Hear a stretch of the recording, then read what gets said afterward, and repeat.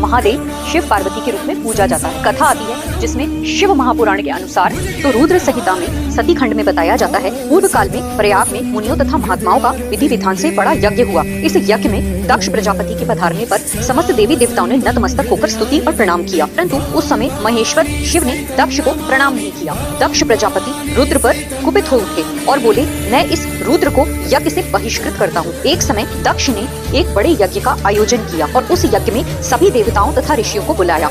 सती को जब यह मालूम हुआ कि मेरे पिता दक्ष ने बड़े यज्ञ का आयोजन किया है, तो उन्होंने भगवान शंकर से वहां जाने की अनुमति मांगी।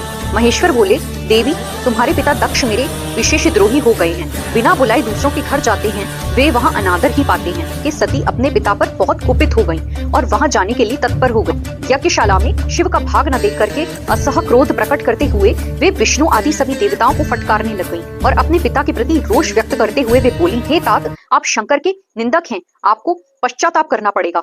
इस प्रकार दक्ष पर कुपित हो सहसा अपने शरीर को त्यागने की इच्छा से सती ने योग मार्ग से शरीर को दग्ध हो जाने पर पवित्र वायुमय रूप धारण किया और तदनंतर अपने पति के चरण कमल का चिंतन करते हुए सती अन्य सभी वस्तुओं का ध्यान भुला दिया और वहां उनके पति के चरणों के अतिरिक्त सब कुछ दिखाई ही नहीं दे रहा था। यज्ञाग्नि में गिरा उनका निष्पाप शरीर अग्नि से जलकर उनके इच्छा अनुसार उसी समय भस्म हो गया। उस समय देवताओं आदि ने जब यह घटना देखी तो बहुत जोर से हाहाकार करने लगे। उस समय आकाशवाणी हुई, समस्त देवता यज्ञ मंडल को शीघ्र ही निकलकर अपने अपने स्थान को चले गए। गणों के मुख से तथा नारद जी के द्वारा सती के दग्ध होने का समाचार प्राप्त हुआ, जिसे सुनकर भगवान शंकर अत्यधिक कुपित हो गए। शिवजी ने अपनी जटा से वीरभद्र और महाकाली को प्रकट करके उन्हें यज्ञ को विध्वंस करने तथा विरोधियों को जला डालने की आज्ञा प्रदान करी। दक्ष यज्ञ विध्वंस करने के लिए वीरभद्र और महाकाली ने प्रस्थान किया। उधर दक्ष के यज्ञ मंडप में भयानक अपशगुन होने लगे। इसी बीच आकाशवाणी हो गई, ओ दक्ष, तू महामूढ़ और पापात्मा है, भगवान हर की ओर से तुझे मन दुख प्राप्त होगा। साथ वीरभद्र वहां आ पहुंचे और घोर युद्ध प्रारंभ हो गया।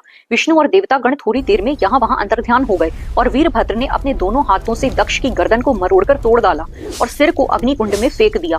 इसके अतिरिक्त वहां जो भी देवगण थे वे भी घायल हो गए और वीरभद्र दक्ष और उनके यज्ञ का विनाश करके तुरंत कैलाश पर्वत पर चले गए।